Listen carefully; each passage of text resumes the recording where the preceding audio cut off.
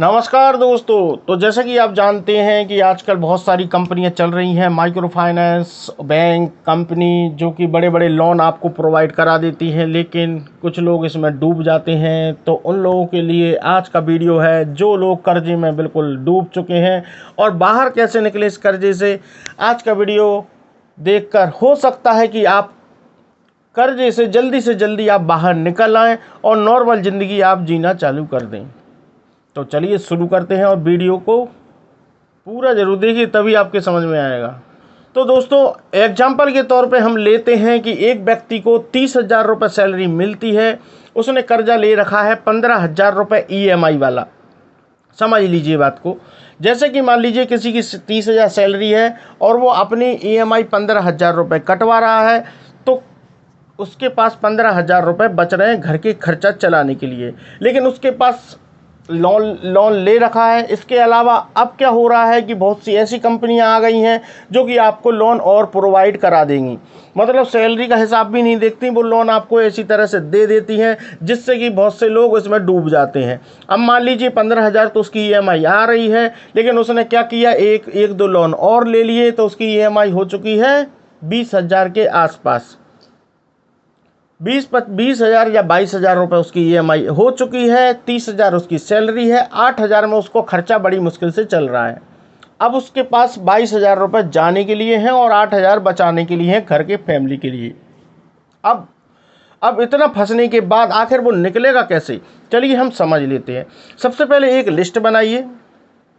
जैसे कि मान लीजिए ये लिस्ट देख रहे हैं, तो ये लोन की लिस्ट है। तो इस लिस्ट में सबसे ऊपर आप देख लीजिए बड़ा लोन, फिर छोटा लोन, फिर छोटा लोन, फिर छोटा लोन। तो आप देख लीजिए सबसे लास्ट में अगर आपकी एक 8,000 रुपये सेविंग हो रही है, घर पर बच रहे हैं, सेविंग नहीं कह सकते, खर्चे के लिए बच रहे हैं, तो लास्ट में जो आपकी EMI दिख रही होगी वो दिख रही होगी 1,000 रुपये पर मंथ की।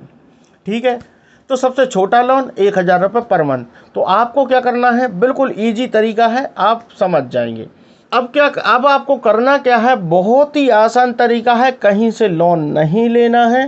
पहली बात तो ये है, एक लोन निकालकर दूसरा लोन कभी नहीं निपटाया जा सकता, ना कर्जे से बाहर आ सकते हैं। कुछ लोग ये समझते हैं कि हमारे पास कर्जा है, हमने पैसे ले रखा है, तो हम सोचते हैं कि एक जगह से लोन लेकर ये कर्जा निपटा दें। इसका मतलब ये हो गया कि इसकी टोपी इस पे पहनाने से कर्जा नहीं निपटता। टोपी तो वहीं रहेगी, आपके ऊपर जो भी है वो वैसा ही के वैसा रहेगा, बस थोड़ा इंटरेस्ट में अंतर आ सकता है, इसके अलावा कोई अंतर नहीं आएगा, कर्जा नहीं निपटेगा इससे।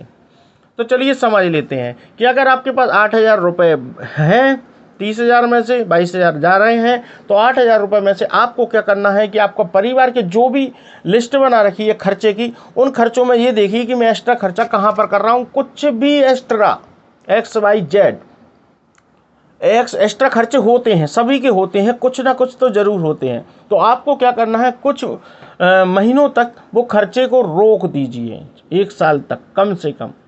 अगर आप 1 साल तक रोक देंगे ना, तो आपका सिस्टम बहुत अच्छा जम सकता है।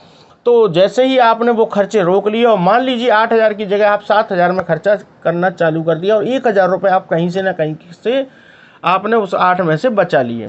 अब आपको करना क्या है, वो 1,000 रुपये की जो EMI थी, आप उसमें 2,000 रुपये पर मंथ भर दीजिए। 2,000 रुपये पर मंथ भरने से क्या होगा, आपकी वो EMI आधे समय से भी कम में ख़त्म हो जाएगी। जैसे कि आप जानते हैं कि जब डबल EMI जाएगी उसकी, तो आधे समय के आसपास उससे भी कम में वो ख़त्म हो जाएगी आपकी एक लोन छोटा सा। चलिए आपने वो ख़त्म कर दिया। ख़त्म करने के बाद अब आपके पास कितना बचने लग गया, अब 1,000 रुपये और बचना है, यानी 8,000 रुपये बच रहे थे पहले आपके, अब आपके 9,000 रुपये बचेंगे।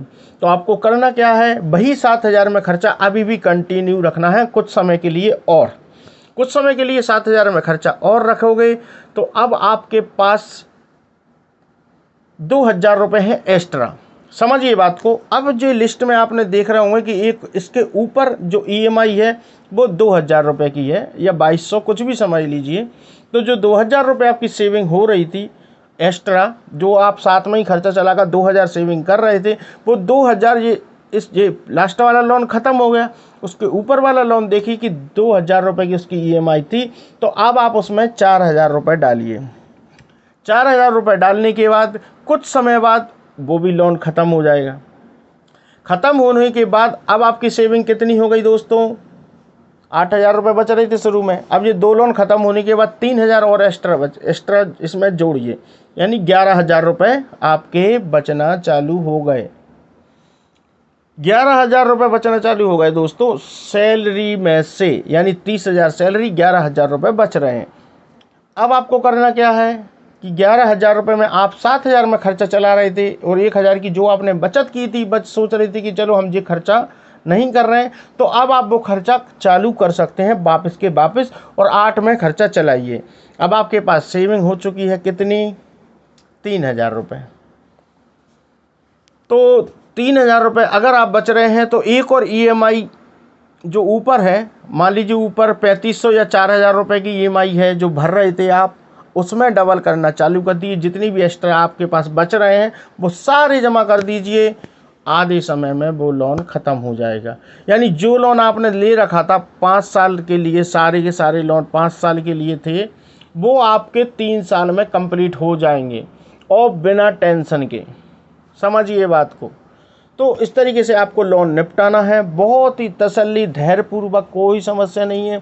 थोड़े समय के लिए अपने खर्चे कम कीजिए और जिस तरीके से जो फार्मूला मैंने बताया गया है, धीरे धीरे करके आप टॉप पर पहुंच जाएंगे, और टॉप पर जैसे ही पहुंचेंगे डबल वहां पर जमा करना चालू कर देना, आप 0 लोन पर पहुंच जाएंगे।